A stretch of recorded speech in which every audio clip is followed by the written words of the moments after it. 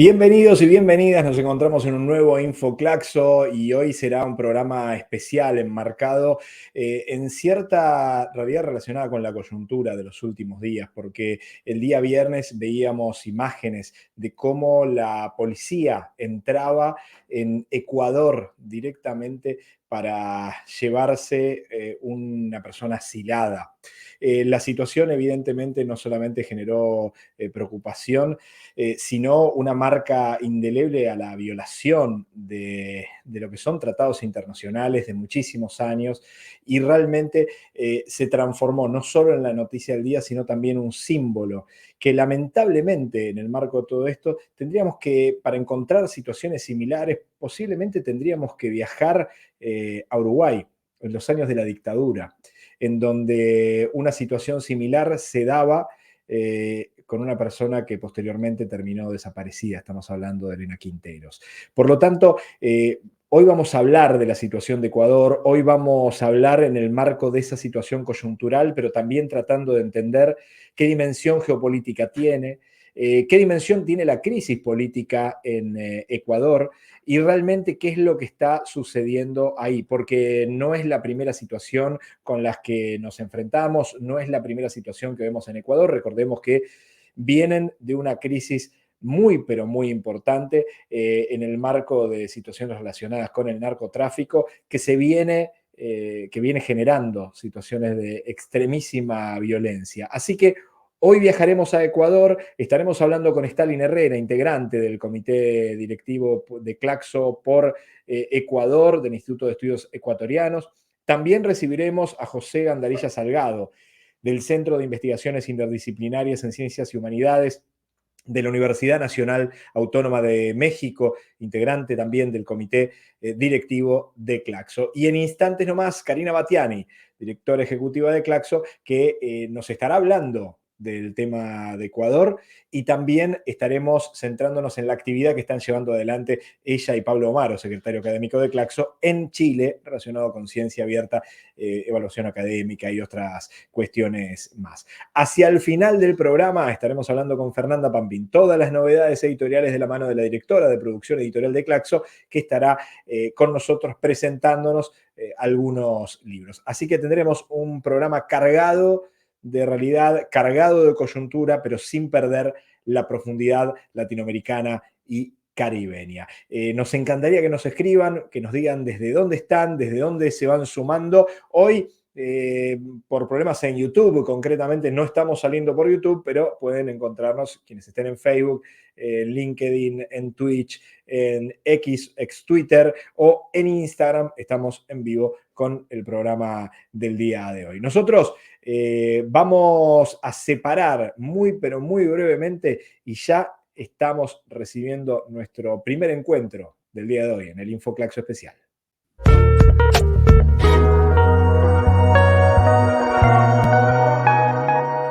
Continuamos con este InfoClaxo especial. Vamos a estar hablando centralmente de lo que sucede en Ecuador, lo que pasó en Ecuador al fin de la semana pasada y también de otras temáticas más, pero vamos a darle la bienvenida a Karina Batiani, directora ejecutiva de Claxo, que entiendo que va a abordar parte de esta situación de Ecuador para después centrarnos en dónde está y qué es lo que está haciendo. Karina, bienvenida nuevamente al InfoClaxo. ¿Cómo estás tú?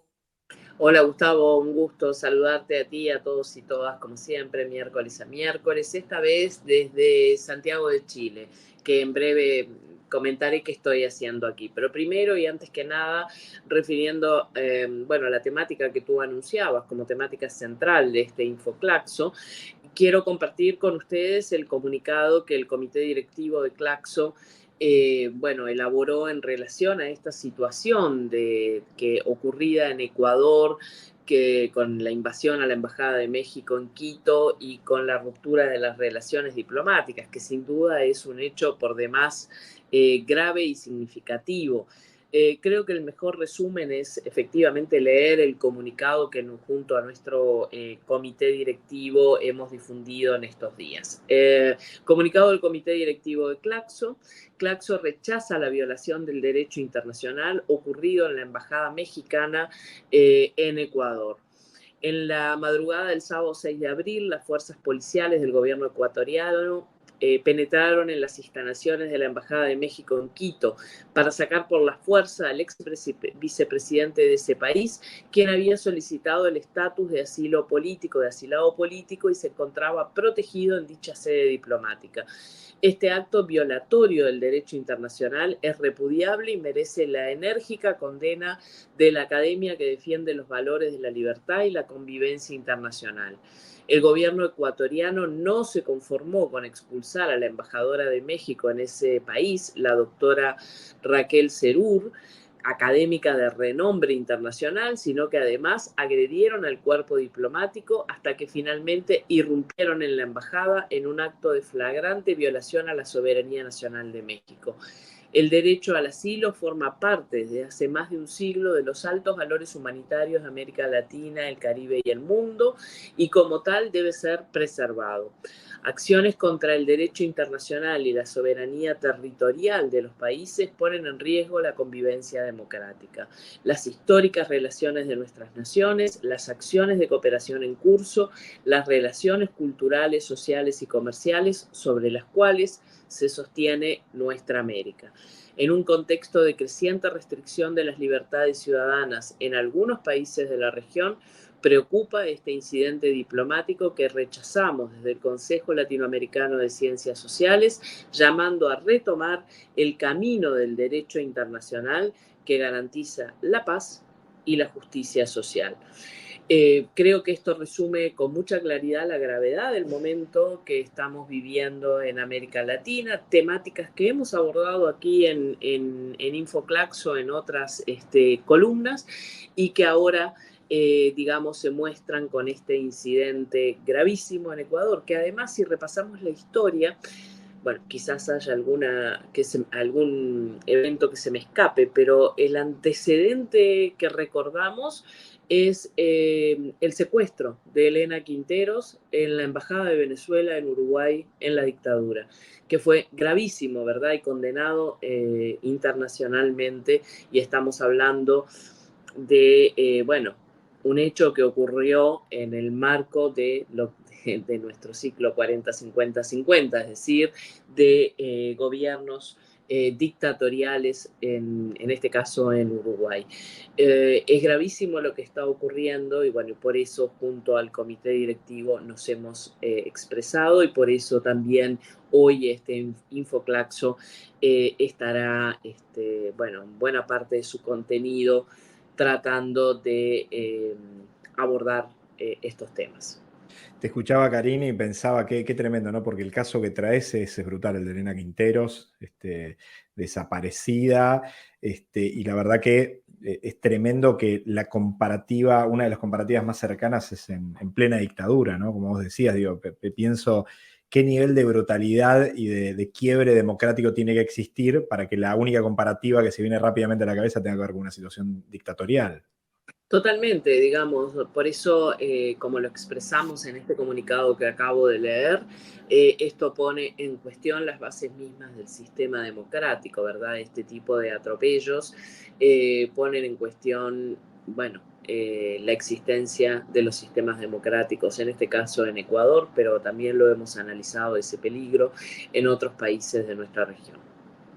Karina, ahí estábamos viendo entonces la publicación, obviamente más datos sobre el tema habrá en el programa, pero ahí también tienen lo que fue la declaración del comité directivo en claxo.org, pueden entrar y también verlo. Karina, te llevo un poco, si te parece, a lo que es Chile. Estás en estos momentos en Santiago de Chile, ¿participando de qué? ¿Ciencia abierta? ¿Evaluación Bueno, científica? ¿Viene por ahí?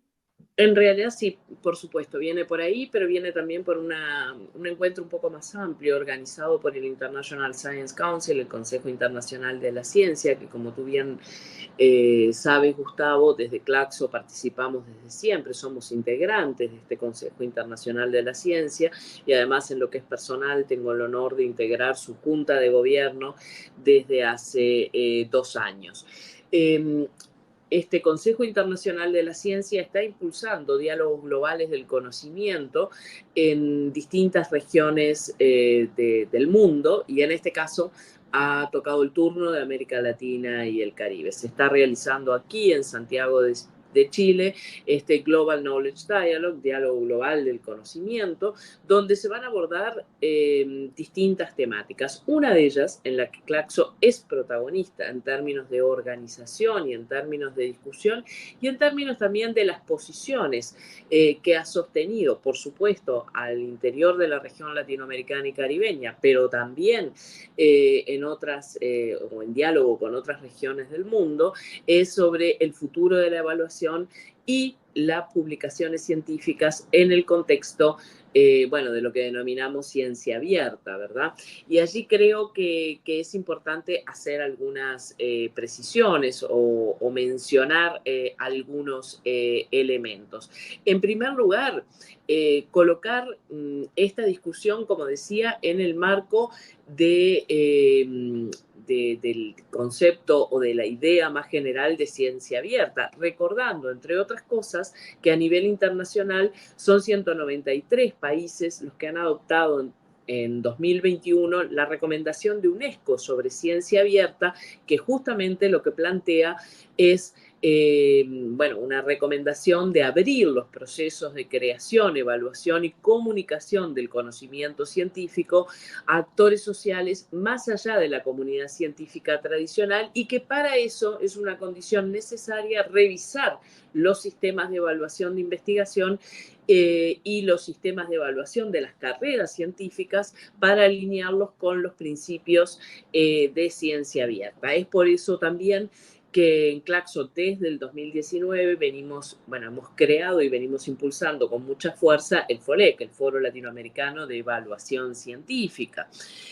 Concretamente aquí lo que vamos a estar trabajando en el marco de un panel y también en las discusiones que se dan en este tipo de eventos es cuál es el papel de las publicaciones científicas en estos procesos de evaluación, teniendo presente los 8 principios que el propio Consejo Internacional de la Ciencia, con la participación activa de Claxo y particularmente quiero destacar allí los aportes y las contribuciones que en el grupo de trabajo que discute estos temas ha realizado, realiza y seguirá realizando, por supuesto, Dominique Babini, nuestra asesora experta en estos temas, y también Laura Robelli.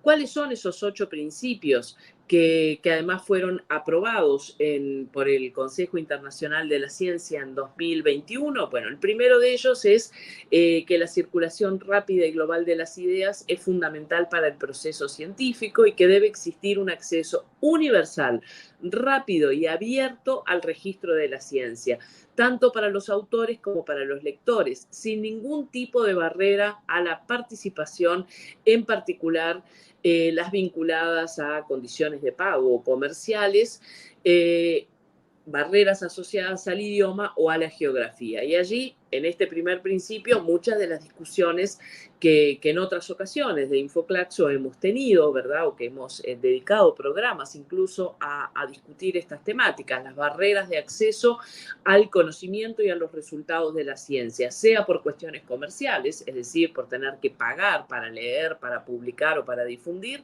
sea por cuestiones idiomáticas, donde se privilegia exclusivamente el inglés y todas las demás lenguas y formas de expresión de los saberes quedan por fuera, o por geografía, donde en el mapa del conocimiento, cada vez que lo dibujamos, es un mapa muy distorsionado en relación al mapa real, ¿verdad? O al mapa que estamos acostumbrados a ver, donde el sur global queda subrepresentado en términos de sus aportes al conocimiento. No porque se produzca menos conocimiento, sino porque justamente las barreras de idioma, las barreras comerciales, etcétera, etcétera, impiden que ese conocimiento se difunda y sea accesible en otras partes del mundo. Entonces, primer principio. El segundo, el tema vinculado a las publicaciones científicas que tendrían que tener sí o sí licencias abiertas que permitan su reutilización y la extracción de textos y datos. Acá hay un elemento central, y es cuando quienes hacemos ciencia, quienes hacemos investigación, publicamos nuestros resultados. Bueno, muy bien. Que aquellos datos, por decirlo de manera genérica, en los que se basan nuestras investigaciones, estén abiertos. Que si tú o cualquier otra persona quiere acceder a esa información, quiere tomarla, replicarla, mejorarla, en fin, pueda efectivamente, acceder a los microdatos o a los datos que sustentan las afirmaciones. Y esto sabemos que no es así, que hay sobre todo en algunas áreas del conocimiento, una protección de las bases de datos que no permite ese criterio, por ejemplo, de replicabilidad que está en la base del método científico.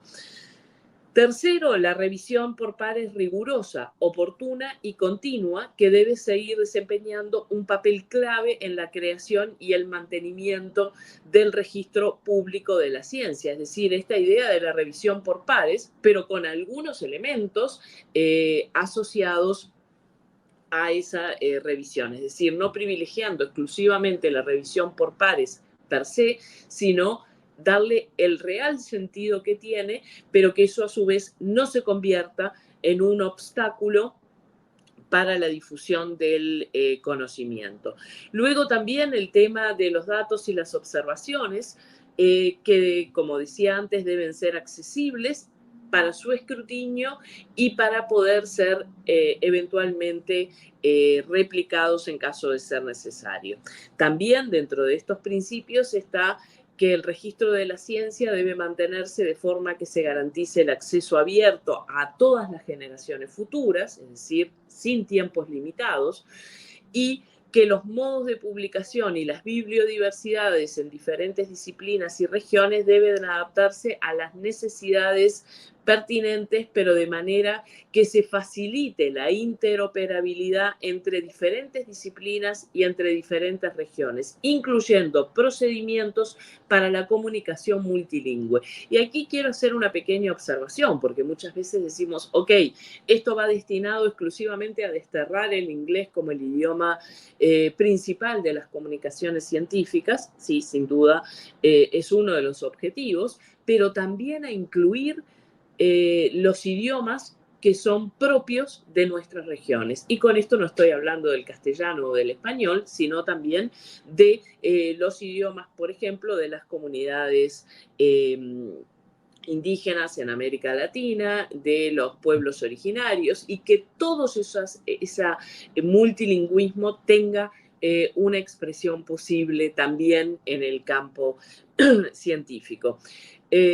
También hablar de la gobernanza, de los procesos de difusión del conocimiento científico y cómo se debe rendir cuentas a la comunidad científica sobre estos resultados, sobre los procesos de elaboración del conocimiento y su difusión. Esos son los temas que nosotros estamos proponiendo que se discutan en el marco de este evento que realizamos, de este panel, ¿verdad?, que vamos a estar realizando en el marco de este diálogo global por el conocimiento, donde es bueno destacar que están representadas todas las disciplinas científicas, es decir, esto no es exclusivamente una discusión dentro del campo de las ciencias sociales, sino con todos los campos del saber y por supuesto con una mirada desde, por y para América Latina, pero también con participación de científicos, de académicos, de académicas de otras partes del planeta,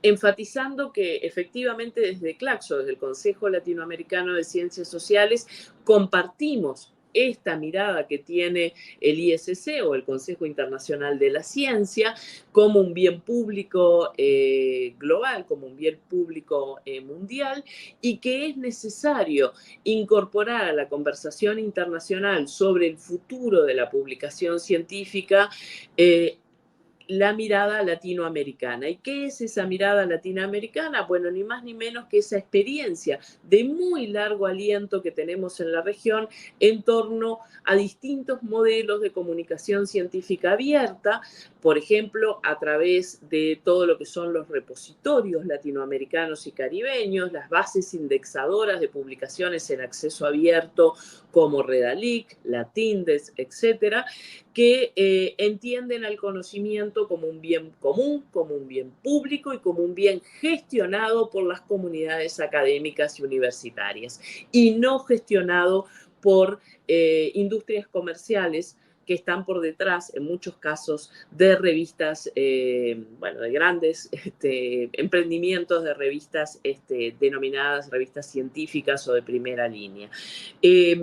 Allí vamos a estar compartiendo entonces nuestra mirada, nuestra forma de posicionarnos en este tema, nuestra experiencia también con nuestro propio repositorio, nuestra propia librería latinoamericana y caribeña, discutiendo el futuro entonces de la publicación científica y los cambios en la cultura de investigación que implica estos principios que mencioné y el trabajo que desde el FOLEC venimos impulsando. Queremos impulsar mayores sinergias entre todas estas iniciativas y también mayores, digamos, sinergias y discusiones desde la experiencia latinoamericana y caribeña a otras regiones del mundo, del planeta, que quizás no tienen tan presente esta mirada particular desde América Latina y el Caribe. Además, queremos también dejar esta discusión hoy, que estamos en el 2024, como antesala a lo que será una nueva discusión en el marco de la Asamblea y Conferencia de Claxo en 2025 en Bogotá, Colombia, en un año y poco, en 14 meses, digamos, como lo fue en México en 2022. Recordemos que en México en 2022 además se aprobaron una serie de principios que son los principios orientadores del FOLEC, que serán nuevamente, bueno, discutidos, avanzados, con distintas propuestas que se están trabajando, insisto, en la próxima conferencia y asamblea de Claxo en Bogotá, Colombia, en junio de 2025. En esos temas, entonces, estamos por aquí participando desde Claxo en Santiago de Chile. Karina, te escuchaba con mucha atención lo que ibas diciendo y algo que hemos hablado en alguna circunstancia, pero vale la pena que por ahí nos refresques de cuál es tu análisis. ¿Cómo está avanzando estas grandes temáticas? Porque entiendo que, por un lado, hay intereses económicos muy fuertes que tienen que ver con la publicación de estas revistas privativas, que, bueno, juegan un rol muy importante, pero también hay un cambio cultural en la lógica de hacer ciencia y cómo son los reconocimientos en el marco individual y de los sectores de investigación científica, investigadoras e investigadores, y por otro lado, en política pública, digo, porque también cada uno de los organismos locales tienen que pensar en una modificación para el reconocimiento de los avances científicos. Digo, ¿cómo ves estos cambios a lo largo del tiempo? Porque la verdad que ya hay un trabajo ya muy intenso de muchos años que se viene haciendo, potenciando muy fuertemente desde Claxo. ¿Te parece que realmente se está consiguiendo cambios? ¿Depende mucho de los países? ¿Cuál es tu análisis? Sí, absolutamente. Los avances han sido muy significativos, como dijimos en 2019, además de un diagnóstico que creo que ya existe y que hemos compartido muchos casos aquí, queríamos construir alternativas y esas alternativas se están construyendo y lo que es más interesante, no solo se están construyendo, sino que hay primeras experiencias en términos de su aplicación y podemos encontrar casos concretos donde la propuesta de estos principios ha incidido directamente sobre los parámetros o sobre los patrones de evaluación. Por poner un solo ejemplo, en varios países de nuestra región, es el caso de Uruguay, también de Argentina en su momento, se han incorporado lo que desde el FOLEC impulsamos como miradas diferenciales en la producción de varones y mujeres, especialmente asociadas a los ciclos reproductivos, tanto de varones como de mujeres, para contemplar la evaluación en función de las distintas etapas del ciclo vital de las personas. Concretamente, la posibilidad, por ejemplo,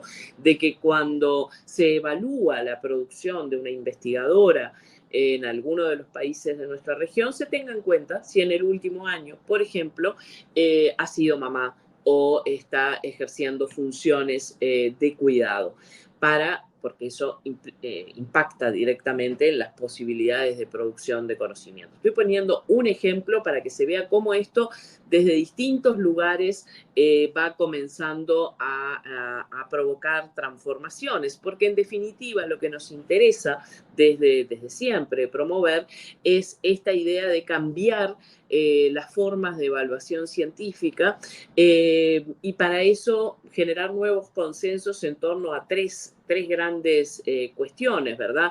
El sentido de la evaluación, los criterios de valoración y los indicadores concretos de medición, porque si nos quedamos solamente diciendo cuál es el nuevo sentido, pero no cambiamos ni los criterios ni los indicadores, seguimos replicando prácticas del pasado. Entendiendo que en ese sentido de la evaluación es donde efectivamente se coloca la discusión política sobre el asunto, porque no estamos hablando de un sentido meramente técnico. Acá no estamos hablando de procedimientos técnicos exclusivamente, sino justamente de un sentido político, de un proceso político que implica la evaluación y que necesitamos que allí, en esa definición de los sentidos de la evaluación, emerjan estos puntos que tú planteabas, es decir, distintos escenarios, distintos actores, distintas propuestas, distintas formas de producción de conocimiento, que eso implica también la cuestión del multilingüismo, de la bibliodiversidad que hablábamos antes. Ese sentido traducido entonces en criterios, ¿sí? Y en indicadores que permitan digamos, tener algunos principios ordenadores, que los hemos mencionado en otras ocasiones, que son los principios, en definitiva, ordenadores que propone el FOLEC, ¿verdad?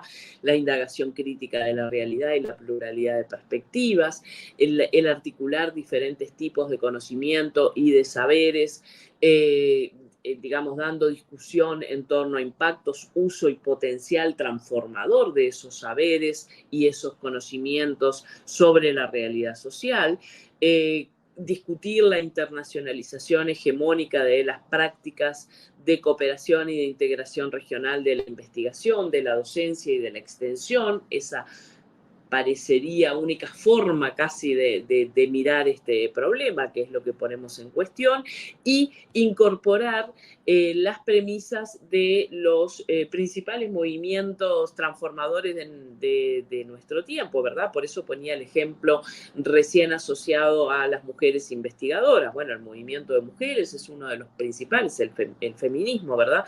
Es uno de los principales movimientos transformadores en nuestro tiempo. Bueno, tenemos que incorporar esa participación diferencial o esas condiciones diferenciales de participación de varones y mujeres en los ámbitos científicos, en los ámbitos universitarios. Y todo eso en base a instrumentos concretos en los que no vamos a entrar hoy porque excede esta posibilidad de la columna, pero que son los que discutimos aquí, por ejemplo, en esta instancia del Global Knowledge Dialogue, el diálogo global del conocimiento, capítulo latinoamericano, impulsado por el Consejo Internacional de la Ciencia. Clarísimo, Karina, y el panorama, bueno, también es revelador de cómo va avanzando algo que parece realmente central. Y tú decías, Claxo 2025, ahí seguirán una parte importante de las discusiones. Un año, un mes, 3 semanas, 6 días, 16 horas, 54 minutos y 32 segundos. Eso es lo que falta ¡Wow! exactamente. Mirá. Fantástico. Vamos a poner el contador en cualquier momento. En cualquier momento. Ya lo tenemos en algunos lugares internos, ya va a salir a la luz ese contador para que la gente tenga exactitud de cuándo comienza esto, que entiendo que realmente va a ser un lugar central para estas discusiones, pero también para muchas otras, ¿no? Por supuesto, digamos, al igual que lo fue México, bueno, este tema, junto a otros, desde ya, estarán presentes dentro de, yo prefiero decir, un año y 2 meses, que es más o menos lo mismo que dijiste tú, en nuestra próxima conferencia y asamblea de Claxo. Karina, muchísimas gracias, un placer como siempre y nos volvemos a ver dentro de una semana, pero bueno, lo mejor para ir, todas las actividades sabemos que son muy intensas en Chile, así que gracias por el encuentro. Bueno, por supuesto, estaremos la próxima semana, bueno, ya en el marco también de las actividades que se van a desarrollar en Uruguay, ¿verdad? Exactamente, ahí recordemos que está bueno, el foro que se va a realizar en Uruguay, aparte de reunión de comité directivo, pero bueno, eso la gente en general no puede participar, pero sí va a haber un foro muy importante que se va a estar realizando en la UDELAR, que bueno, va a contar con varias jornadas. Estaremos haciendo un programa especial en el que bueno, también estaremos con Karina el miércoles que viene desde la UDELAR en vivo y en directo. Y recuerden, está hay que inscribirse en claxo.org, pero a su vez, si hay alguien de otro país que no puede participar, va a poder participar de manera virtual, pero es fundamental la inscripción para este evento de la semana que viene. Así que nos veremos ahí. Estaremos en Montevideo, Uruguay. Muy bien, hasta la Hasta semana que luego. viene entonces. Gracias, Karina. Hasta luego. Continuamos con el InfoClaxo. Separamos y ya seguimos.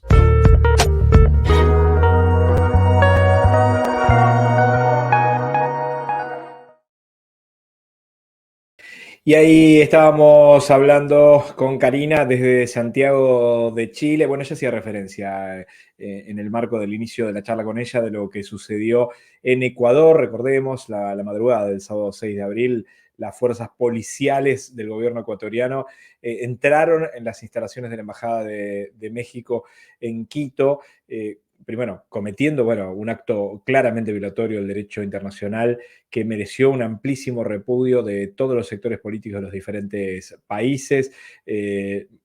Realmente se está hablando de una situación extremadamente grave, enmarcada en una situación de conflicto muy grave que está viviendo Ecuador en general a nivel político y social. En las últimas horas veíamos al presidente ecuatoriano justificando esta violación del espacio y del lugar y del territorio mexicano, entrando a la embajada en una situación realmente muy fuerte, muy impactante. Y la verdad que queremos empezar a avanzar sobre este tema para tratar de entender impactos, repercusiones y lo que ha sucedido. Le damos la bienvenida, ya conocido de la casa, José Gandarilla Salgado, doctor en filosofía política, investigador en la UNAM, integrante del comité directivo de Claxo. José, bienvenido a InfoClaxo. ¿Cómo estás tú? Muy bien, muchas gracias por la invitación. La verdad que un Saludo a placer toda la tenerte. audiencia. Un placer tenerte siempre aquí, la posibilidad de hablar unos minutos, que nos ayudes a reflexionar en un contexto muy complejo, donde da la sensación que los sectores conservadores de derecha parecen ir como paso a paso aumentando y corriendo algunas cosas que parecían cosas más inviolables. Recordábamos hace un ratito con Karina, digo, debe haber otros ejemplos posiblemente relacionados con la violación de un espacio de embajada, pero lo que sucedió, por ejemplo, en la dictadura uruguaya, durante la dictadura uruguaya, donde concretamente entraron fuerzas militares, se llevaron a Elena Quinteros, que continúa aún desaparecida. Digo, para marcar el nivel de gravedad histórico de lo sucedido a fin de la semana pasada. ¿Cuál es tu análisis, José, en primeros términos de lo que ha pasado en la Embajada Mexicana en Ecuador? Bueno, considero que se trata de un evento sin precedentes con relación a la diplomacia mexicana. Una agresión de este tamaño merece la condena completa, no solo por la comunidad política del Estado mexicano, de la República Mexicana, sino por la comunidad latinoamericana, en la medida en que, digamos, es un evento violatorio de toda una tradición política reconocida a nivel internacional, de carácter humanitario, que el Estado mexicano siempre se ha caracterizado por brindar las condiciones de trato humanitario y de asilo político a las personas que han manifestado, digamos, las características de sufrir ese tipo de persecución, y entonces el requerimiento por parte de nuestra nación para llevar a cabo ese tipo de política, que, como bien señalo,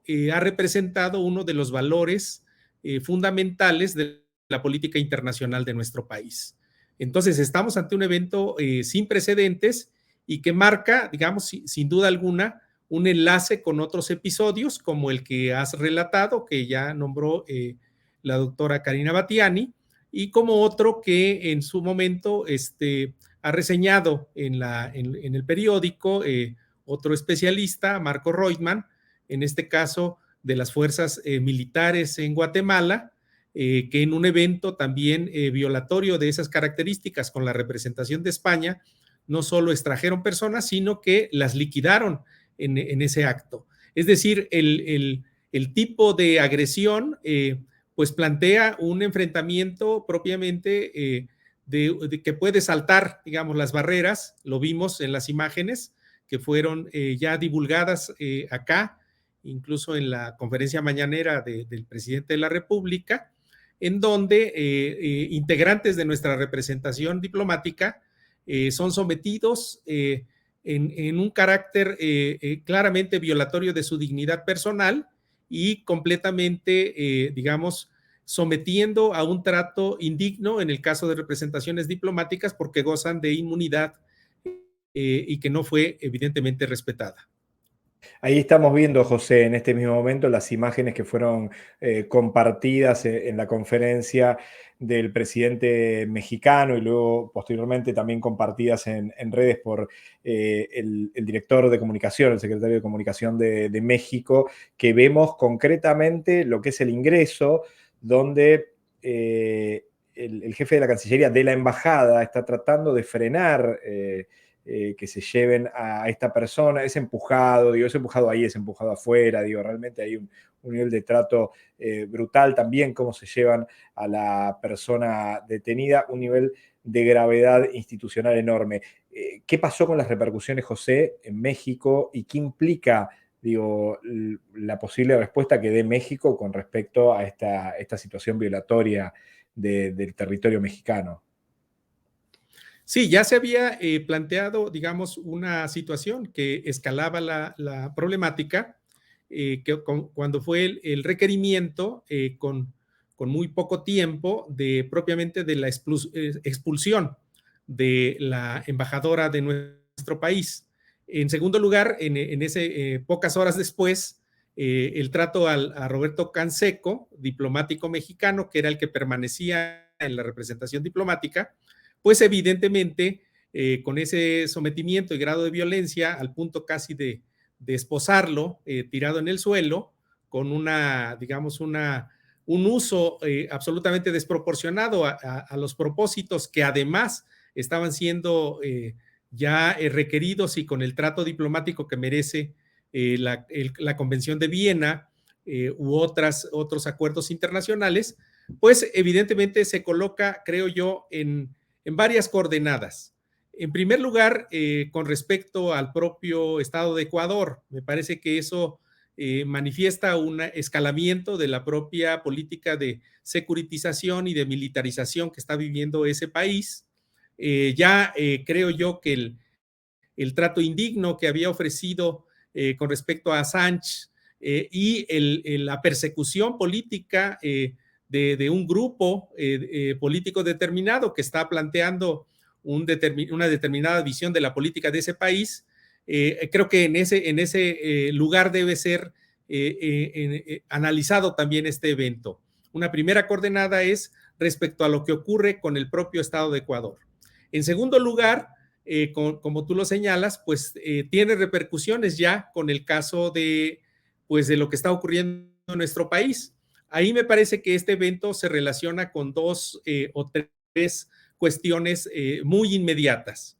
En primer lugar, tiene que ver con los señalamientos que en las conferencias mañaneras para plantear, digamos, la caracterización del proceso que se está viviendo en México, es decir, para caracterizar el denominado humanismo mexicano o la cuarta transformación, pues el encargado del Ejecutivo hace ciertas distinciones con respecto a otros procesos. En ese sentido, el denominado agravio que se ha planteado como el pretexto para esta situación, pues está, digamos, colocado en esa ejecución del plano de una opinión pública de nuestra representación política en el espacio propio de comunicación política que tiene en las conferencias mañaneras. En segundo lugar, lo relaciono con toda una campaña, pues, que hay relacionada con la infodemia y las fake news, lo que se ha planteado en este hashtag que tuvo millones de bots participantes del proceso que se denominó de narcopresidente, con una situación que tenía que ver con una pretendida investigación que se extrajo información de la DEA, que ya se desacreditó, que nunca se llevó a efecto, pero que colocó ese enunciamiento justamente para relacionarlo después con la propia candidata de esa misma opción política, denominándola también con esas características. Entonces, han hecho entrar este evento ya dentro del mismo proceso político y de la campaña política que está en pleno en nuestro país. Estamos en el trimestre, digamos, de discusión política y de los debates sobre las opciones políticas, y sin duda alguna en alguno de los debates próximos, no en el que pasó porque el tema era sobre corrupción y transparencia, pero muy probablemente en los siguientes, este tema va a ser señalado o va a ser aprovechado para plantear diferendos respecto al problema de la seguridad nacional o del papel que juega México, y en ese sentido podrá ser utilizado con fines políticos también. Creo que en ese sentido, pues, evidentemente tiene una repercusión también con respecto a nuestro país y una posible utilización por parte del bloque conservador para tratar de, pues, ganar puntos en las encuestas o con posibles resultados en el proceso electoral próximo. A ver, José, en el marco de todo esto, evidentemente hay una disputa en relación a sectores políticos a nivel mundial, no internacional, con una lógica de internacionalización de las derechas muy brutal, que trabajan de forma bastante mancomunada en algunas lógicas, más allá de que por ahí no acuerdan en todo, pero parecen en otras sí acordar cuestiones de visibilización, de impacto, lógicas, esto de infodemia que tú decías, es muy habitual en esos sectores. ¿Cómo te parece que este hecho ocurrido en Ecuador puede instalarse en esa misma lógica, ¿no?, de disputa que hay con respecto a los progresismos, por llamarlo de alguna manera, y las extremas derechas a nivel regional? Bueno, de manera muy clara, este evento se sitúa, digamos, en un espacio, en este caso Quito, capital del Ecuador, donde hay un proceso político que está claramente relacionado con esta divisoria que hay en nuestro continente, digamos, de estados que han tenido posibles articulaciones progresistas que quizás en su momento no fructificaron en un esfuerzo, digamos, de más años o de más periodos presidenciales. No se puede decir que hayan fracasado o que hayan sido derrotadas, están en el pleno de la disputa, si consideramos que estos procesos políticos son largos, y en una articulación global o internacional. Claramente, Ecuador, en este caso el antecedente de Perú con Pedro Castillo, o incluso lo que ocurrió en Bolivia en el golpe cuando, digamos, toma el gobierno en ese periodo Yanine Áñez, o lo que está ocurriendo incluso en Argentina con el gobierno de Javier Milei, y anteriormente en el Brasil con Bolsonaro. Estamos hablando de una articulación geopolítica claramente vinculada a un proceso de lo que se denominan las nuevas derechas, con mensajes, digamos, políticos negacionistas de las cuestiones de género y de los derechos de las mujeres, negacionistas del problema del medio ambiente, y ahora negacionistas también de el derecho internacional y de las políticas soberanas o de ciertos valores dentro de las mismas relaciones diplomáticas. Entonces sí, me parece que hay todo un proceso que conecta con la internacional de derechas, digámoslo así.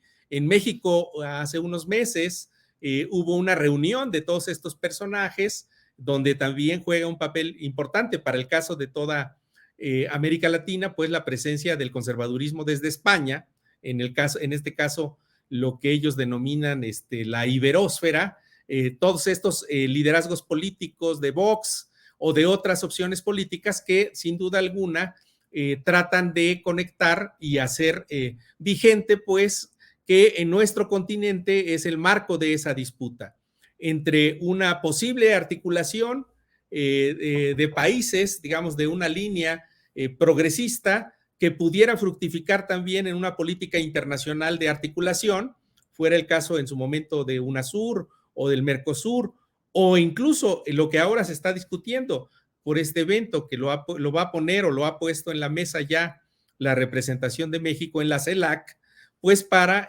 solicitar una condena, porque como yo decía, no se trata solamente de una agresión, en este caso a nuestro país, sino a un principio o a un valor de la política internacional, y en ese sentido me parece que diversos estados, en ellos cunde también esta amenaza. José, tú has hablado ya algo de las elecciones en México, están en un proceso realmente muy, pero muy potente, con algunos datos que por momentos da la sensación de que ya por lo menos parte de los apoyos están relativamente jugados, pero obviamente cada elección es un mundo inclusive a veces de sorpresas. Digo, ¿qué es lo que sucede hasta el día de hoy? ¿Y qué es lo que consideras que está en disputa concreta en las próximas elecciones en México? Señalaba este elemento porque hay que considerar que obviamente dentro del Ecuador el grupo político relacionado con Rafael Correa, que tuvieron el gobierno en su momento, muchos de ellos, bueno, hay algunos que todavía están residiendo en nuestro país, algunos que incluso alcanzaron la oportunidad de desempeñarse como académicos dentro de la propia Universidad Nacional. Y estos están siendo, digámoslo así, víctimas de un proceso de judicialización en el que se les ha señalado incluso cargos por supuestas cuestiones de corrupción o incluso de cuestiones de narco. Es decir, que estuvieran vinculados en sus posiciones con ese tipo de grupos de delincuencia organizada. Recordemos que el Ecuador está puesto supuestamente en esa campaña, en donde ya ocurrió un evento también en el marco de estas fake news, que se demostró que fue un evento preparado, de una supuesta toma de un canal televisivo en un determinado momento transmitiendo en vivo. El hashtag que hizo señalamiento sobre en este caso de López Obrador, el hashtag narcopresidente, pues plantea una clara vinculación de un elemento pues que debe ser claramente condenable, es decir, la cuestión de la delincuencia organizada y las cuestiones del narcotráfico.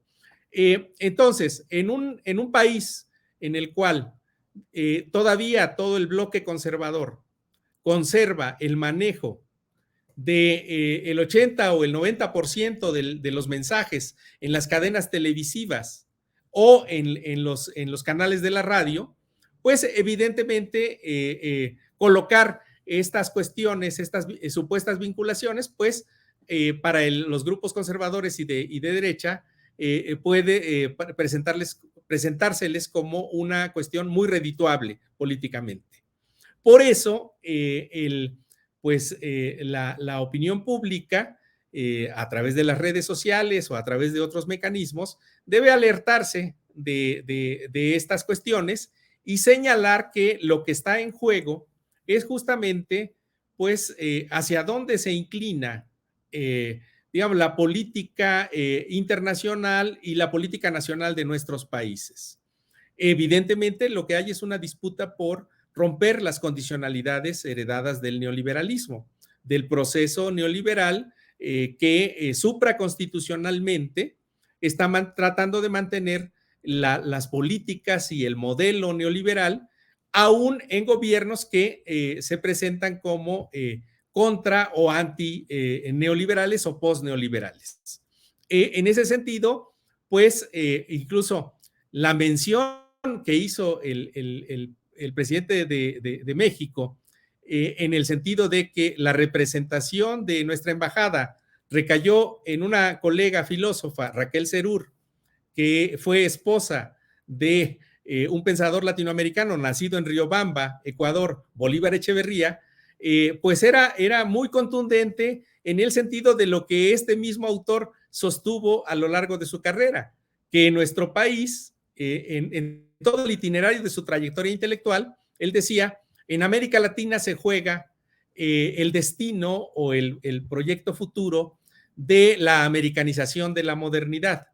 Es decir, predomina el etos cínico, neoliberal, violento, extractor de todos nuestros recursos, digamos, concentrador de las desigualdades, o se puede pensar en otro tipo de modalidades políticas o en una modernidad incluso alternativa. Él oponía a ese etos cínico, neoliberal, la vigencia del etos barroco o la posibilidad de una modernidad alternativa. En ese sentido, me parece que fue muy prudente y muy pertinente la mención que hacía López Obrador, porque lo que está en juego justamente es hacia dónde se inclina el proyecto político latinoamericano y del Caribe.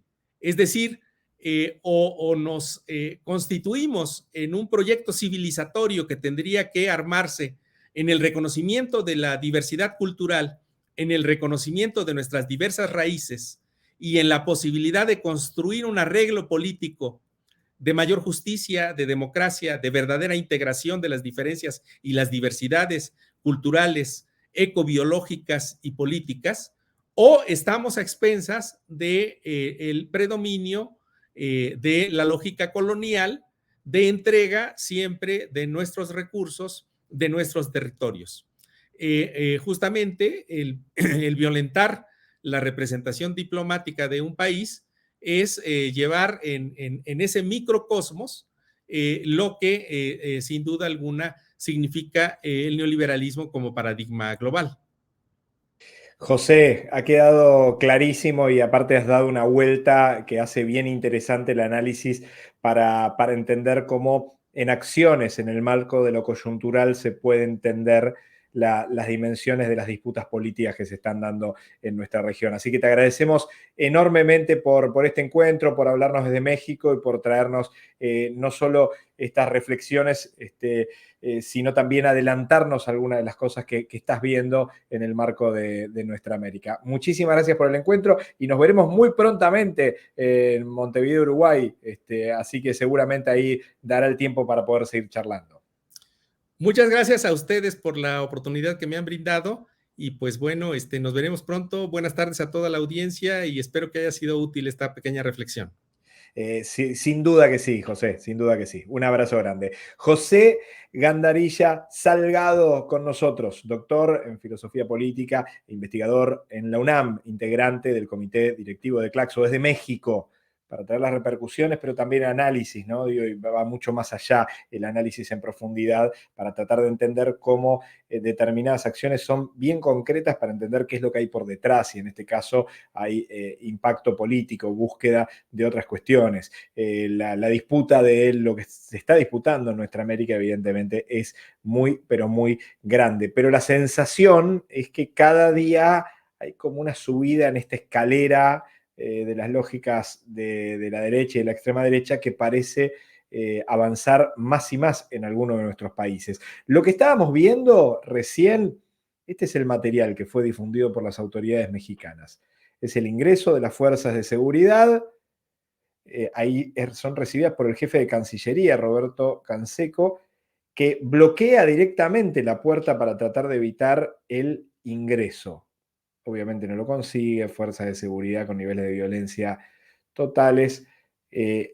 Ahí se ve cuando ya terminan de ingresar otros efectivos de entiendo que de la policía ecuatoriana, y se llevan detenida a esta persona que estaba resguardado, asilado en la embajada mexicana. Bueno, las imágenes continúan, es un video bastante prolongado que muestra adentro y afuera Bueno, salió el presidente ecuatoriano hace muy pocas horas a decir si yo di personalmente la autorización para que lleven adelante eso.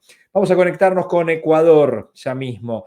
Stalin Herrera, también otro gran conocido de la casa, del Instituto de Estudios Ecuatorianos e integrante del comité directivo de Claxo. Stalin, bienvenido al InfoClaxo y un placer de vuelta tenerte aquí con nosotros. Gracias por tu tiempo y por estar aquí. Hola Gustavo, un saludo desde acá, desde el Ecuador. Stalin, muy preocupados con lo que ha sucedido al fin de la semana pasada. A ver, entiendo que podría uno entender, o por lo menos podría uno analizar, de que es parte de una situación realmente muy conflictiva que se está dando en el marco del gobierno de Noboa, pero tú nos comentarás en qué se enmarca esta situación de violencia contra la embajada mexicana. Pues mira, he estado escuchando todas las noticias y mirando cuáles son los comentarios al respecto y la verdad es que no se explica. No logra explicarse cómo el gobierno llegó a la decisión de invadir la embajada de México. Es una situación absolutamente indignante, por ponerle algún adjetivo. El gobierno hasta hace poco había logrado un acuerdo de gobierno en la Asamblea con la cual podía tramitar varias leyes, digamos, a su favor en la Asamblea. Tenía una alta popularidad y una enorme probabilidad de ganar una consulta que se va a dar en una semana y un poquito más. Y aunque la semana anterior venía descendiendo en su popularidad, estaba bien. ¿Por qué tomar esta decisión? Es incomprensible y resulta absolutamente irracional, ¿no? Sitúa al Ecuador en un lugar complejo, porque ahora el problema no es menor, el problema no es sencillo. Lo que acaba de hacer el Ecuador no tiene nombre y atenta contra un principio básico del derecho internacional, pero además de los derechos humanos, de la política, del Estado, etcétera. Es decir, no logramos comprendernos. La explicación más común o más difundida es que frente a su baja de popularidad y una probabilidad de perder la consulta popular, en las cuales hay dos preguntas claves para las élites que tiene que ver con la tercerización laboral y el reingreso al CIADI, el arbitraje internacional, el gobierno podría perder la consulta. Y frente a eso lanza una acción política que intenta recuperar, digamos, su popularidad. De manera irresponsable, de manera irracional, digamos, lo que muestra claramente es que tiene un grupo, o lo que se plantea que tiene un grupo de inexpertos, digamos, administrando el Estado. Eso es lo más común que ves ahora con explicación en las redes y en los analistas y demás, ¿no? Yo diría que hay que ir más lejos, hay que ser más paranoicos y hay que ser y hay que estar más precavidos frente no solo a las implicaciones que tiene este acto frente al concierto internacional, en el cual claramente todos los países se han alineado y han planteado y han criticado, digamos, las acciones que ha realizado el gobierno del Ecuador, ¿no? Sino pensar en lo que significa para la región y para la nueva ola, digamos, de estos gobiernos conservadores y autoritarios. En ese marco, tú hablabas de alineamiento entre diferentes sectores políticos. Digo, vimos salir, obviamente, México, Brasil, pero inclusive Argentina con Javier Milei, digo, a la cabeza, saliendo, entendiendo también de que posiblemente era un intento de golpe de efecto por una situación que tiene de un asilo en la Embajada Argentina en Venezuela. Entonces seguramente entendieron que salir a criticar esto resguardaba cierta posibilidad que se complicase en Venezuela la situación. Pero igualmente generó no hubo un alineamiento insólito en el marco de las tensiones y disputas que hay entre los sectores progresistas, por llamar de alguna manera, y las derechas. ¿Cómo se interpreta, cómo queda Noboa que sale en una entrevista a decir que él mismo dio él pidió, él dijo, yo directamente autorizo el secuestro de esta persona de la embajada. ¿Qué es los últimos datos de lo que has visto en la calle, hablando con gente? ¿Cómo quedó parado? Si fue un intento de golpe de efecto por parte del gobierno de Noboa, ¿cómo ha quedado parado? Bueno, de momento el gobierno está muy mal parado, ¿no? Hay un intento de los medios de comunicación de justificar el hecho. Por un lado, justificarlo porque es joven, porque es inexperto, porque es un idiota. Y por otro lado, justificar las acciones del gobierno frente a la posible fuga de Jorge Glass, que es representante del correísmo. Esas son como las dos líneas que lanzan. Para la gente, evidentemente, en la calle, pues, le sorprende, en los medios la gente no está de acuerdo.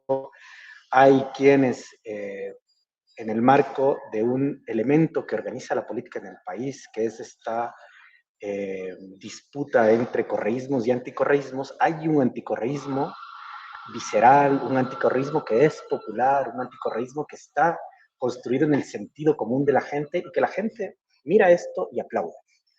Y aplaude pensando que encerrando a Glass resuelves los problemas y le das un golpe al correísmo. Esos son como los elementos que estarían presentes.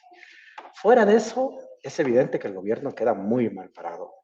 No ha habido digamos, los medios han intentado hacer varios programas para legitimar esto, posicionar el discurso de que el agresor primero fue AMLO, ¿no? Que fue México, y que es una respuesta natural del gobierno del Ecuador frente al hecho, ¿no?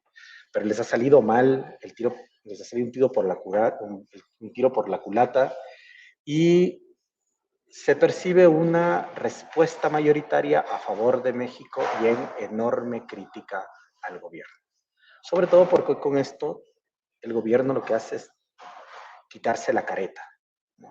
Y mostrar que hay una pretensión compleja, violenta, peligrosa. Tratan de activar un nacionalismo que no se parece al de México, que no funciona de la misma forma en Ecuador y que esto se vive, digamos, como un agravio, como una vergüenza, ¿no? Como un mal gobierno, por decirlo menos. ¿Hubo alguna respuesta a la condena por parte de la OEA? Porque entiendo que en las últimas horas fue condenado por parte de la Organización de Estados Americanos la irrupción por parte de la policía. Digo, ¿alguna respuesta del gobierno? ¿O realmente el gobierno ya está en la lógica de los márgenes de impacto y está como corriéndose de los márgenes de lógica habitual de los gobiernos latinoamericanos? Mira, el gobierno, digamos, uno mira cuál ha sido la capacidad de respuesta, cuál fue el... Es evidente que no calcularon los efectos, pensaba que esto era una cosa menor, por así decirlo. Y ahí mucha gente en torno a eso plantea que es el resultado de su inexperiencia, de su juventud, etc. Ha sido muy escuetas sus comunicaciones y la lógica de argumentación ha sido muy vaga, muy floja, digamos. No tenían nada listo ni preparado, digamos, para construir un argumento frente al hecho, ¿no? Pero yo diría que esto lo que te muestra es un síntoma de cómo piensan, de cómo miran, de cómo leen las élites la política, el Estado y la sociedad, ¿no? Se lanzaron a esto de una manera muy irresponsable, entre comillas, porque tampoco un gobernante toma las decisiones por sí solo. Es impensable que no hayas tenido una ministra de gobierno, una ministra del interior, el general de las Fuerzas Armadas, el general de la policía, que le haya dicho, oye, no se puede hacer esto. No se puede, digamos, o al menos advertirte qué significaba esto en la política internacional y en el enfrentamiento con México.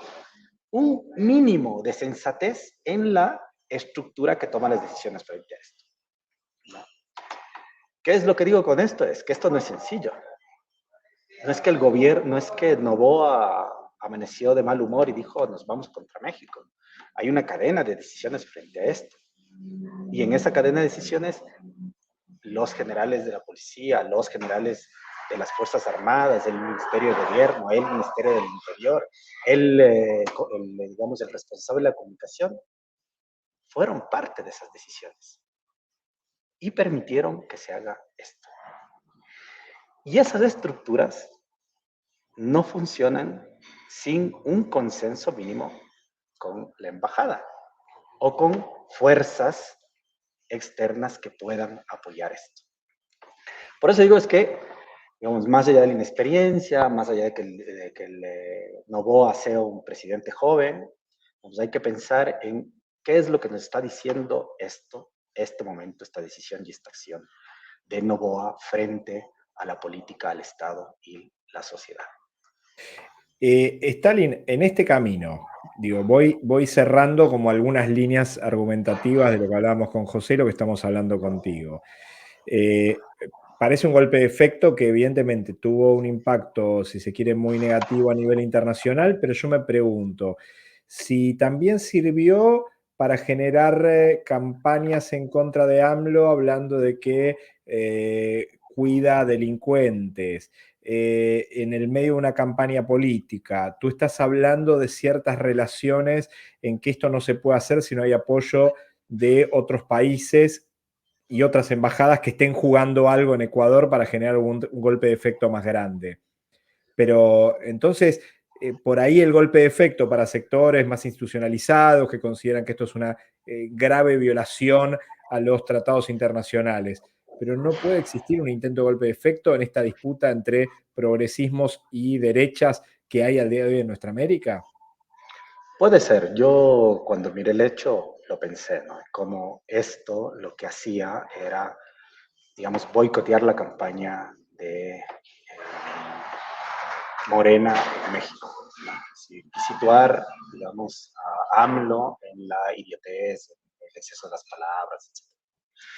Evidentemente calcularon mal el hecho, digamos, el nacionalismo mexicano hizo que el bloque de derecha, el bloque de izquierda, los sectores populares se alinearan con México y además la estrategia, con la experiencia que tiene México, con la tradición que tiene México, la estrategia de comunicación, de manejo político, etcétera, o sea, barrió con cualquier posibilidad al respecto. Pues por ahí apareció alguna noticia de Xochitl criticando el exceso de palabras de AMLO, ¿no? Y aquí han intentado hacer algo similar. Pero la respuesta global ha sido una respuesta contundente. Ahora no llevo las cuentas, pero hablábamos de 100 y pico de países que condenaron el hecho. Cuando se presentó en la OEA, el conjunto de países, incluyendo Almagro, condenaron el hecho, excepto creo que fue Perú o algo más que El hicieron una Salvador, etiqueta. ¿no? Bukele se mantiene Salvador. en un silencio como mínimo sospechoso desde el día viernes. Sí. No ha salido a condenar nada del hecho, ¿no? Y la embajada salió tarde, etcétera. Es como, digamos, pero ahí no golpearon. Pero me parece que hay que pensarlo en el largo plazo y tiene que ver con el precedente.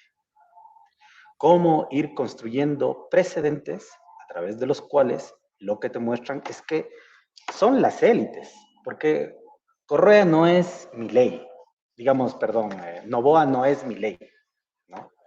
No es un advenedizo que viene de otros sectores, no, es el representante, es el hijo, es el heredero, es la billetera más grande del país, que es la nueva camada de las élites que están bien formadas en las mejores universidades del mundo, que además son parte de las redes globales de, digamos, del capital.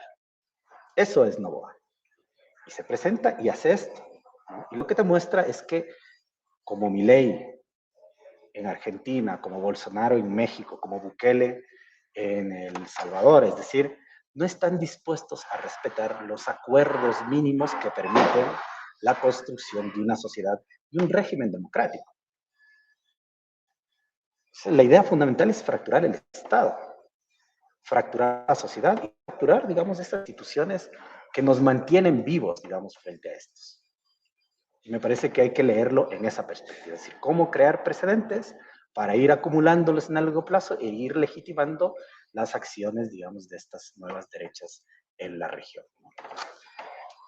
Insisto, hay que mirar ahí la participación de la embajada, digamos, y los intereses en la región, ¿no? Porque hay una cosa que no dicen los medios, pero la ministra de Gobierno, no puedo pronunciar su apellido, Sofer, no sé qué, es hija del mayor importador de armas del país. Tiene vínculos con Israel. Y parte de uno de los ministros del gobierno, que ahora no recuerdo su nombre, tiene vínculos con el Mossad. Y previo a Noboa, Lasso venía empujando la posibilidad de la libre importación de armas y el alineamiento con los intereses de la industria bélica norteamericana. Esto encaja, digamos.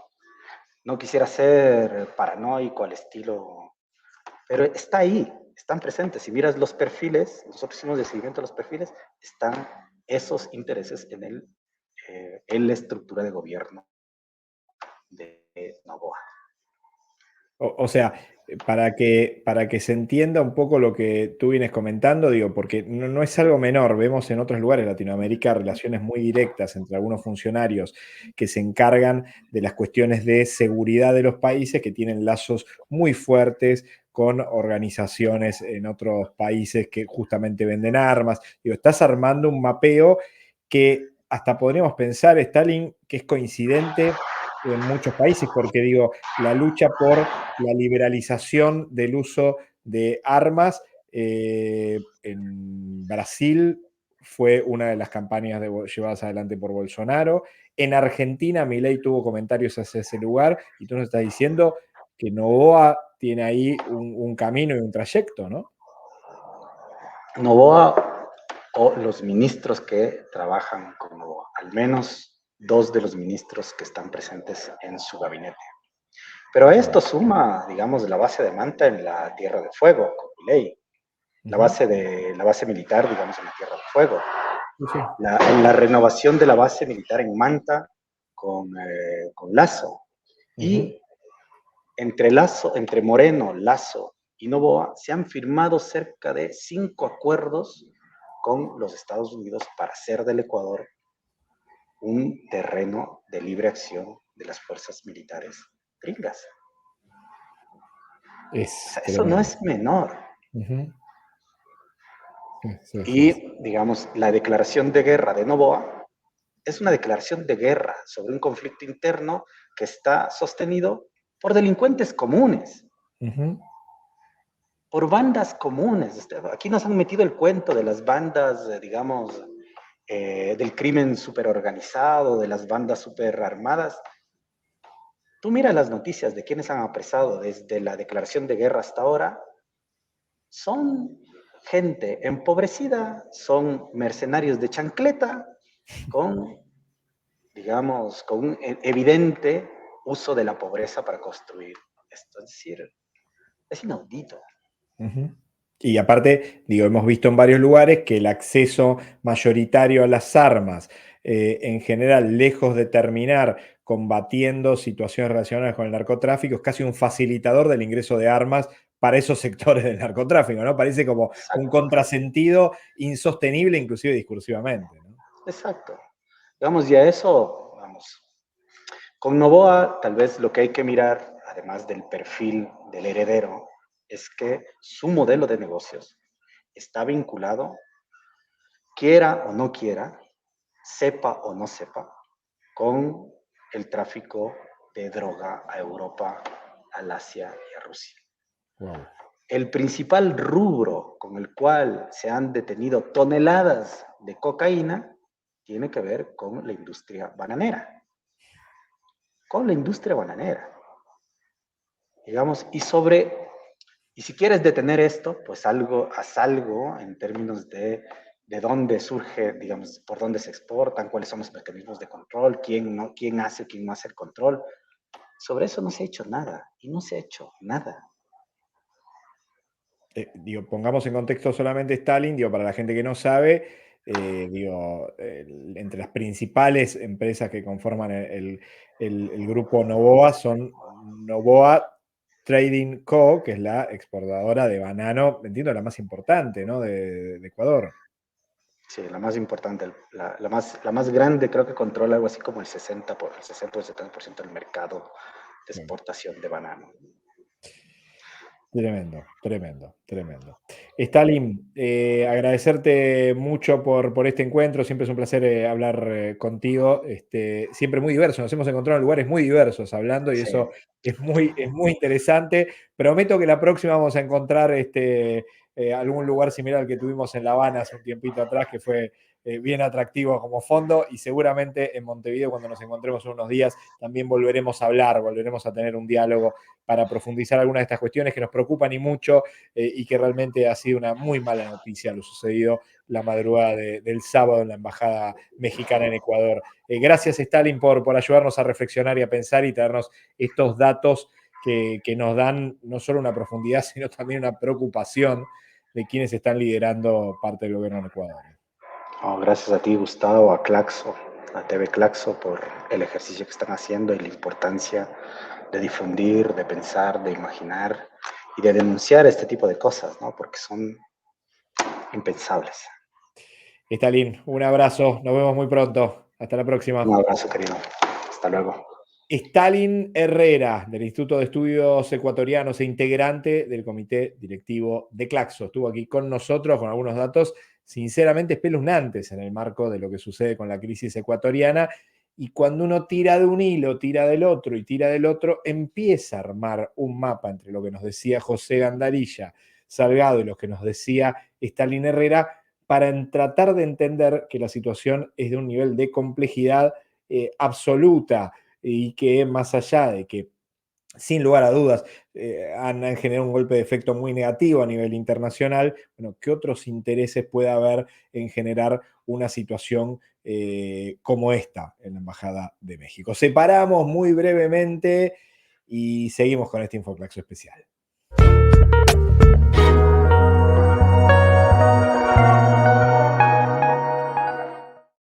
Y en la continuidad del Infoclaxo uno podría hacer la presentación de nuestra próxima invitada de muchas maneras. Podemos decir que es la directora de producción editorial de Claxo, que tiene una experiencia enorme en el ámbito editorial en Argentina y en otras partes del mundo. Podríamos avanzar sobre su producción de investigación, pero hoy tenemos que decirle que es el cumpleaños del día, que es la cumpleañera del día. Le tengo que decir feliz cumpleaños, Fernanda Pampín, bienvenida al Infoclaxo, feliz cumpleaños. ¿Qué otra manera de presentarte que no sea saludándote por el día de tu nacimiento? Muchas gracias, Gustavo, ¿cómo estás? Bueno, la verdad que muy bien, espero que vos bien también en el marco del día de tu cumpleaños, y bueno, entendiendo que siempre tenés novedades, o sea, hoy los regalos los haces vos, porque nos vas a presentar novedades editoriales. Sí, por supuesto, porque tenemos esta semana y la que viene dos novedades realmente muy, pero muy potentes. Son de los libros, digamos, más importantes que vamos a publicar durante todo este 2024. Y quiero presentarte cada uno de ellos. Qué bueno, a ver. Son libros que pertenecen a colecciones estratégicas de nuestros catálogos, libros que recuperan la obra de dos intelectuales del Cono Sur en temáticas que ya vamos a ver, que son realmente muy distintas, pero fundamentales cada una en su tipo para pensar nuestras sociedades. Por supuesto, los dos libros que vamos a mencionar ya están disponibles en acceso abierto, libre y restricto en nuestra librería latinoamericana y caribeña para que descarguen desde cualquier lugar donde estén. El primero pertenece a la colección Legados, ¿sí? Es un libro de Fortunato Malimachi, que se llama Catolicismo, Sociedad y Modernidades en América Latina. Son textos reunidos de su producción entre 1988 y el 2014, compilados por otra investigadora perteneciente a la red Claxo, Verónica Jiménez Belibó, que ha trabajado y conoce en profundidad la obra de Malimachi y que ha acompañado su obra en los últimos años. Y bueno, este libro lo que propone es seguir el camino de las reflexiones de Fortunato Malimachi en torno a una multiplicidad de temas que abordó a lo largo de su trayectoria, porque recordemos que esta colección recoge algunas temáticas en las cuales un autor o una autora enfatizó especialmente, y armamos antologías vinculadas a esas temáticas específicas, ¿sí? ¿De qué habla este libro? Habla del catolicismo integral, de la relación entre el catolicismo y los militares en nuestro país, de la acción católica argentina y su papel en la expansión del capitalismo en nuestro país a lo largo del siglo XX, la relación entre religión, política y los problemas sociales en nuestra región, no solo en Argentina. Y allí también se refiere a la relación de las religiones con las modernidades latinoamericanas.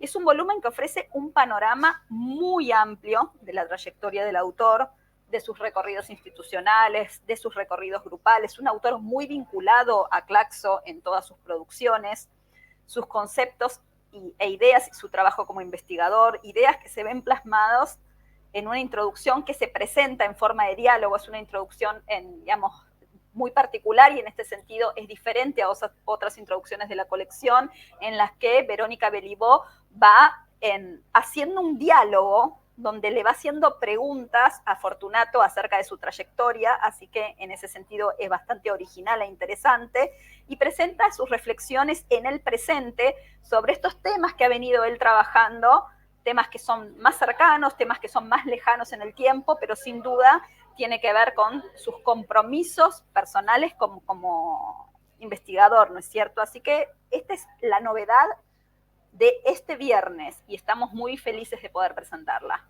Excelente, ya estoy entrando a la web y yo me voy descargando a medida que vos nos vas anunciando las novedades. Dejamos trabajo de lectura para la semana cada vez que nos vemos. Sí, es verdad, no es trabajo, no es trabajo, es placer. Me voy a preparar ahora que vamos a estar la semana que viene en el foro en Uruguay, así que bueno, ahí tenemos un viaje. Ya estoy cargando ahí los dispositivos para poder leer en viaje estas novedades que nos vas presentando.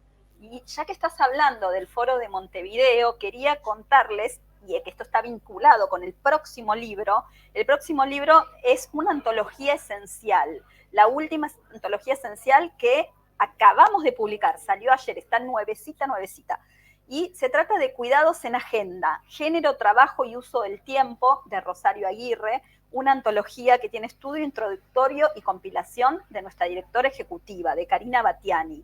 Y este libro, les cuento, ya que hablábamos del foro antes de adentrarnos en el contenido, es un libro que se va a presentar en el marco de este foro en la semana que viene, el martes 16 a las 18:30, en la sala de conferencias de la Facultad de Ciencias Sociales de la UDELAR, en la Universidad de la República de Montevideo, con la participación de Karina Battiani y de la autora.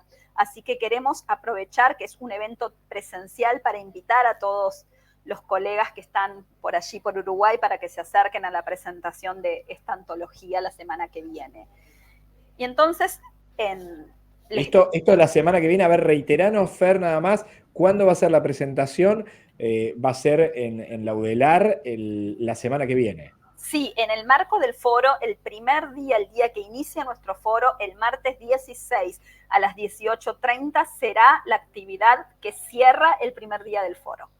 Exactamente, ahí estamos hablando del foro de las desigualdades en América Latina, tensiones, debates y propuestas. Bueno, en el marco de ese encuentro va a estar cerrando este librazo, bueno, de una gigantesca representante que realmente ha puesto temáticas muy centrales en momentos de la historia que no necesariamente era tan fácil ponerlos en la centralidad de la investigación, ¿no? Digo, pienso cuántos aportes ha hecho Rosario Aguirre desde Uruguay al debate de muchos temas que hoy sí se hablan hasta en los medios de comunicación relacionados con los cuidados, y por eso me parece muy valioso el nombre, Cuidados en Agenda, porque me parece muy valioso con respecto a su trabajo también académico y social, ¿no? Sí, porque sobre todo también tuvo una participación muy fuerte como militante feminista, Rosario. Totalmente. Yo hace un tiempo leía una serie de artículos sobre ella y ella había tenido una presencia realmente muy importante en acercar los feminismos al resto de las mujeres que no pertenecían a la academia. Por ejemplo, acercándose a las fábricas, repartiendo folletos, repartiendo una revista que tenía ella que se llamaba La Cacerola, que era interesantísima, un nombre irónico, por supuesto, para, digamos, pensando en los feminismos, en los años 80, hablando de cuidados, hablando de un montón de cuestiones que hoy decimos, sí, hoy están en la agenda, hoy todos estamos hablando de eso, pero cuando ella estaba empezando a trabajar todas estas temáticas, no eran un asunto que estuviera puesto en común y que ella trataba de hacer llegar a los diferentes ámbitos. Así que realmente, digamos, es fundamental poder contar hoy con la producción de Rosario. Así que si me permitís, les cuento un poco de qué va esta nueva antología. Dale. Bueno, es una antología que recorre en la producción principal de Rosario, en este caso en todas sus temáticas, no como la serie de Legados que va recogiendo algunos asuntos en particular, sino que esta antología de Rosario recorre la producción completa y Rosario es, como decíamos, una pionera de la sociología uruguaya, porque es de la primera camada de sociólogas que salieron de allí, de la UDELAR, y digamos, que presenta la investigación sobre género con una perspectiva crítica en Uruguay y para la región, porque, digamos, fue fundamental la figura de ella. El libro se divide en 7 partes que se organizan buscando atender a las líneas de investigación fundamentales en las que ella ahondó durante su trayectoria, que son, como decíamos, las desigualdades de género, los cambios en el mundo del trabajo y la familia, la conceptualización del trabajo no remunerado, la medición del uso del tiempo, la progresiva emergencia del campo de estudio de los cuidados. Digamos, ha sido pionera en cada una de estas temáticas para la región de América Latina. Y su trabajo fue fundamental también para visibilizar las contribuciones de las mujeres en diversas esferas de la vida social y económica, así como para cuestionar las normas y los sistemas de género tradicionales. Es un libro que da cuenta del desarrollo progresivo de una agenda comprendida, y acá hablamos tanto en el sentido académico como político, porque hablábamos también de toda la militancia, de todo el activismo en el feminismo que tenía Rosario, y que tiene los cuidados realmente en el centro, y que traza un arco amplio desde la emergencia del objeto de investigación hasta la creación en 2015 del Sistema Nacional Integrado de Cuidados en Uruguay. Es decir, que es una investigación que ha tenido también su incidencia en políticas públicas en Uruguay. Y, bueno, Rosario en este camino, digamos, de toda su trayectoria, emergió como una figura emblemática en el campo de la sociología y los estudios de género para América Latina. Entonces, nuestra idea con esta antología es poder dar a conocer más ampliamente a todos los colegas, a todos los lectores en América Latina y el Caribe, la importancia de su producción. Es una obra que es de referencia obligada para quienes se centran en el estudio de las desigualdades sociales y de género, y por supuesto a los especialistas en cuidados, ¿no es cierto? Así que bueno, está disponible desde ya para que la puedan leer. Bueno, ahí tenemos entonces Rosario Aguirre, Cuidados en Agenda. Estamos viendo el libro que será presentado entonces el próximo martes 16 de abril a las 6:30 de la tarde.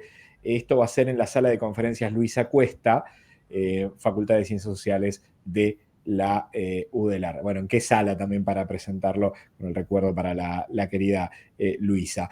Bueno, Fernanda, tenemos más, creo, porque esto, ¿no? Que hoy tu cumpleaños viniste recargadísima. Mira, la idea de venir y presentarles todo. Porque Perfecto. Estamos también, y queremos contarles, en este mismo momento en una feria en Chile, que es el segundo año consecutivo en el que estamos participando. Se trata de la segunda Feria Internacional del Libro de Ciencias Sociales, que se realiza en el municipio de Recoleta, en Santiago de Chile. Empezó el 4 de abril, va a terminar el 14, este fin de semana, con una agenda amplísima de actividades, y tenemos un stand de Claxo, así que pueden pasar por allí a ver nuestros libros. Hay varios autores y autoras invitadas, e incluso tenemos también mañana una programación allí en Santiago de Chile para quienes estén por allí, en colaboración con Calas, uno de nuestras cooperaciones también más importantes en términos académicos, que también trabajan muchísimo con nosotros con el área editorial, y vamos a presentar mañana en un libro que se llama Luchas por la Hegemonía, Proyecto Emancipatorio y Constitución en Chile, que está compilado por Alejandra Bottinelli, por Mia Dragnik, por Olaf Kaltmeyer y Marcelo Sangüesa. Eso va a ser mañana, jueves 11 de abril a las 14 en la feria. Va a haber también varios presentadores y estamos muy contentos también de poder ir presentando todas las producciones en diversos espacios de América Latina, porque nos vamos moviendo por diferentes foros, por diferentes ferias y vamos llevando todo lo que es la producción editorial a cada uno de estos lugares para poder ampliar los públicos, ¿no es cierto? Perfecto, Fer. Entonces ahí esto en Chile, recordarnos algunos datos más para la gente que nos esté mirando desde Chile y que pueda participar. Entiendo que algunas cosas igual deben tener virtualidad, ¿no? Sí, esta actividad es una actividad presencial, pero en la feria pueden seguirla en Filx Chile, en el Instagram de la feria, todas las actividades que tienen. Está ubicada la feria en el Zócalo de la Municipalidad de Recoleta y tienen tiempo hasta el domingo para recorrer, para participar de las actividades, para poder ver nuestros libros, para poder intercambiar con autores. Hay un montón de debates. Así que hay actividades para chicos también, para jóvenes, tiene una programación bastante amplia que llama también no solo a ese público de ciencias sociales que está dedicado a la feria, sino también que convoca a las familias. Excelente, excelente, Fer. Bueno, realmente, digo, nos diste ahí 3 opciones, 2 libros para descargar, 2 eventos para participar, realmente muchísimas cosas, muchísimo para tu cumpleaños, Fer. La verdad que te has puesto, teníamos nosotros que regalar algo y al final fue al revés. No, bueno, pero la verdad es que estamos muy contentos con toda la producción, se acercan nuevas ferias, estamos muy, muy cerquita de la Feria de Buenos Aires, ya en el próximo Infoclaxo vamos a comentarles toda la programación, estaremos en mayo también en la FILU, la Feria del Libro Universitario de Jalapa, organizada por la Universidad de Veracruz, en junio estaremos en el Congreso de LASA, también con nuestros libros y con actividades, y con programación académica, así que bueno, felices de poder seguir difundiendo los libros a lo largo de toda la región. Excelente, Fer. Buenísimo, gracias por toda la información, por todos los datos. También nos cruzaremos seguramente en Montevideo, por ahí para tener algunos datos más. Y bueno, te veremos en la presentación del libro de Rosario Aguirre, en el cual estarás como moderadora de esa presentación de lujo. Gracias, Fer. Feliz cumpleaños de vuelta. Un placer como siempre. Muchas gracias, Gustavo. Un abrazo. Fernanda Pampín, directora de producción editorial de Claxo, que estuvo aquí con nosotros en este Infoclaxo especial. Y les vamos a hablar de algo muy particular. ¿Por qué? Porque tenemos que hablarles de un nuevo proyecto de Claxo. Estamos hablando de Aula Claxo.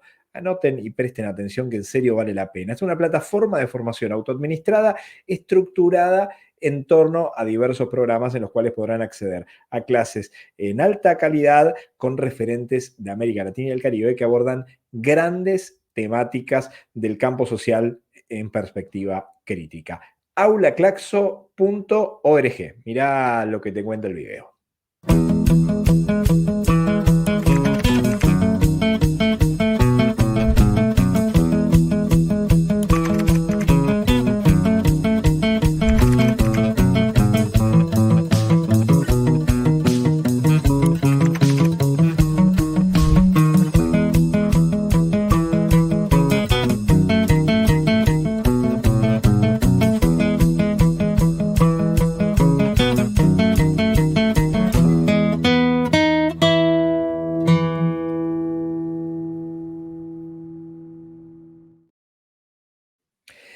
aulaclaxo.org, en ese lugar van a encontrar de todo, vale la pena, recorran la página, en serio se van a encontrar con muchas cosas bien, pero bien interesantes. Estamos llegando al final, ahí había un mensajito de alguien que quiere enviar publicaciones, sería bueno, ahí tenemos el mail de Claxo institucional, decían, me interesaría enviar una investigación, creo que en el marco de Relaciones Internacionales de la UNAM, que quería enviar un trabajo para ver si podía ser publicado. Creo que exactamente ahí me ayudarán, capaz que el equipo de producción, hay un mail institucional que sirve para contactarse, que es claxoinst@claxo.edu.ar. claxoinst de institución, inst@claxo.edu.ar. De esa manera se pueden contactar con Claxo y enviar las cosas que consideren pertinentes.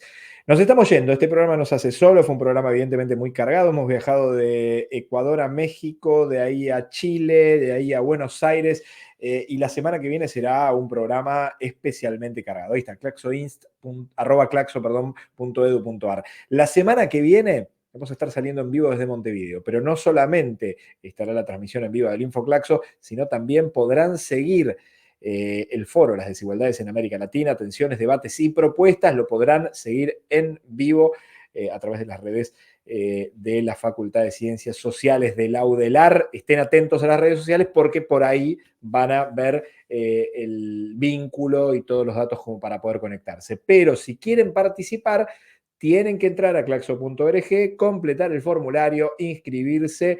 Todavía hay cupos, pero pocos, porque realmente es un espacio limitado. Es el momento de entrar a claxo.org, inscribirse y de esa manera poder formar parte de este foro que se realizará del 16 al 18 de abril en la ciudad de Montevideo, Uruguay, en la Facultad de Ciencias Sociales de la Universidad de la República. Nos estamos despidiendo.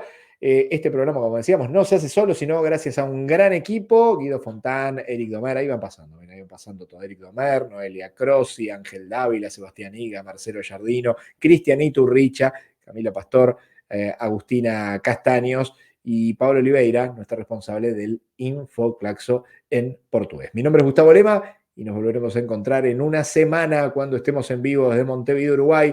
Volvamos a abrir las puertas de Claxo TV para hacer el InfoClaxo y para seguir pensando nuestra América. Chau, hasta la próxima. Gracias por acompañarnos.